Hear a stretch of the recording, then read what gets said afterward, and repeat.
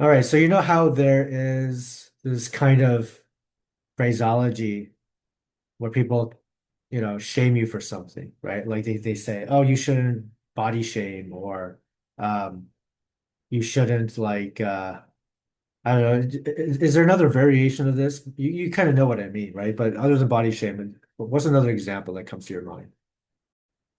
I would say body shaming is the most obvious one.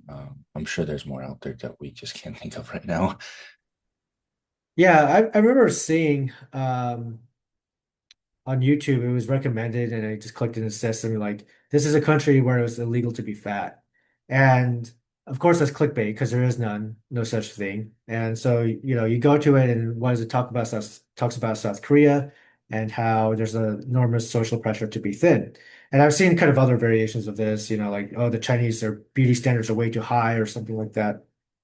And to me, I think there's a deep irony here because what we're really talking about, I think, is something that should be called standard shaming. Where we're shaming people for having standards, really. Okay. So I think that's really what's going on. That I mean, think about it.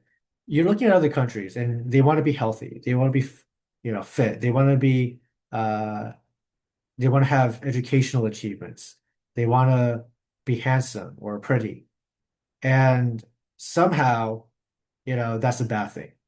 And that really, I think, just tells you a lot about America and what, again, I want to coin as a phrase, standard shaming, right? You're shaming other people for actually having standards, you know? Because if you look at some of these other places, you know, they're not actually looking down on other people necessarily for just being unattractive, right? You might be encouraged to be more attractive. And this is something else is that, for something like obesity, um, they say stuff like you can't judge a book by its cover, but I think you really can. I mean, there's certain things that are in your control and certain things that are not in your control, right? So if you have a nose that's considered unattractive, that's not in your control, obviously, right? If you're of a certain height, that's totally not in your control, okay?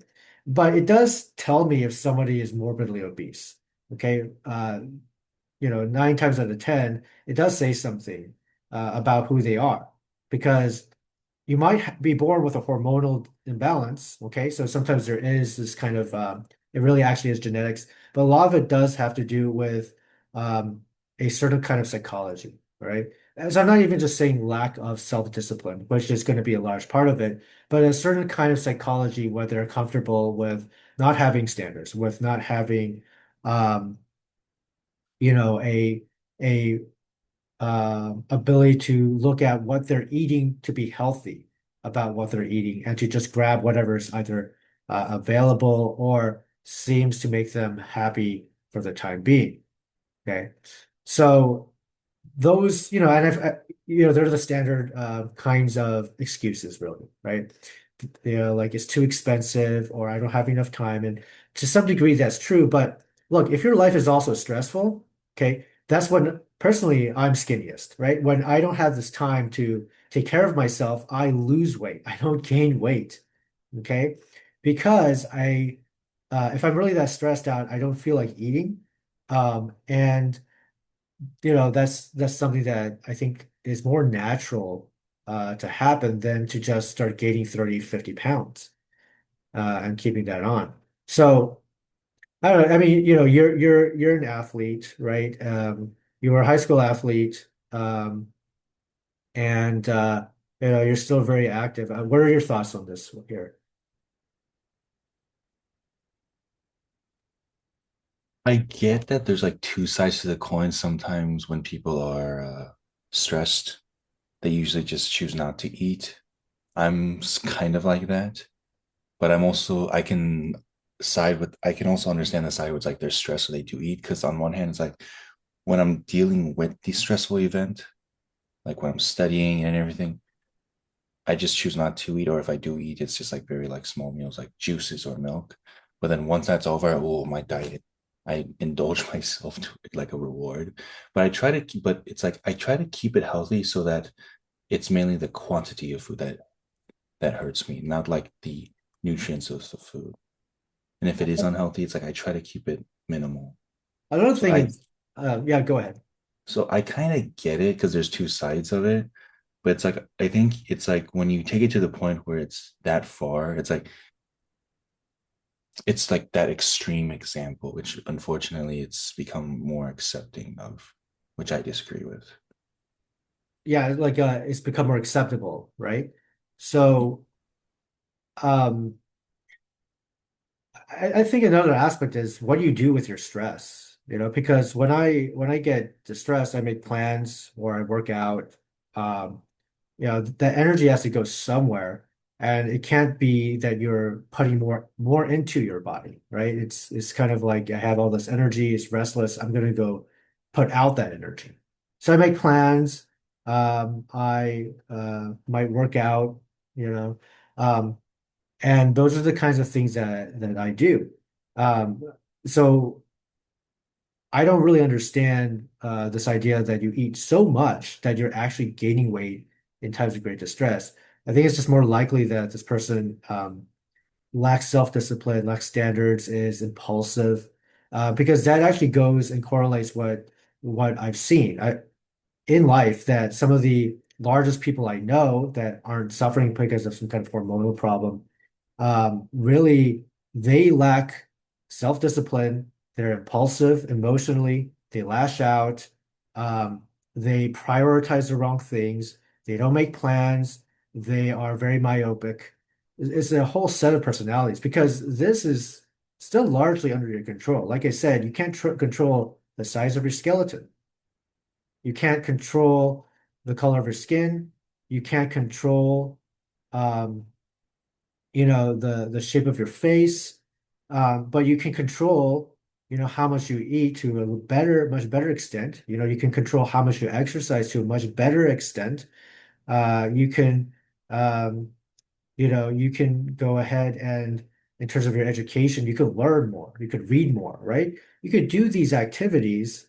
And so when we're thinking about what we're shaming or not, we have to understand, I think that um, you know uh, we shouldn't shame people for having standards, number one. And we should, the point of having standards is that you do measure people against them anyway, right? So you have your personal standards, but we should also, as a community, have standards, period.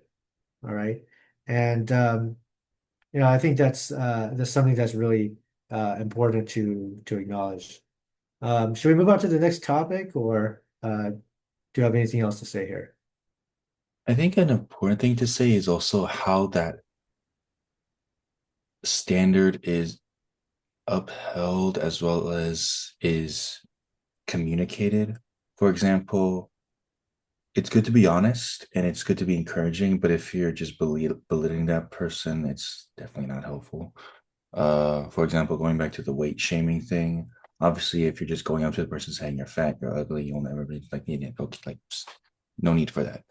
But it's like you can go from the medical perspective, you can go for the encouragement perspective to tell them like you can do. There's a better version of you. There's a healthier version of you. That's definitely more encouraging, more helpful, and also it helps them in the long run too.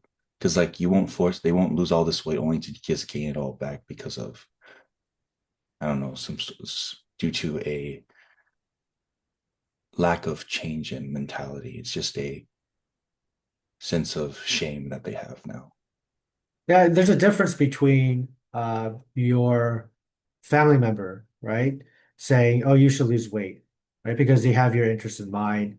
Um, one of the things that I think is important in terms of mentality that, like you were saying, is that inside inside every obese woman could be a really pretty woman, but you don't get to see that until the body becomes healthy, right? And so sometimes you see like these weight loss changes, and all of a sudden, a really pretty face comes out. And that's something that's really important to understand. And from the male aspect of that is that, a similar thing could happen, but on top of that, um, I think that a lot of people, a lot of men, when they start to work out, their testosterone levels increase to what they ought to be. And so their hormones get better to balance. And so they're naturally better self-disciplined. They're naturally less impulsive. They're naturally um, more considerate and thoughtful and have a better sense of standards and correctness and rightness, a better sense of what's, proper and what's not proper. These things all will come naturally if you are actually able to put your body back into shape.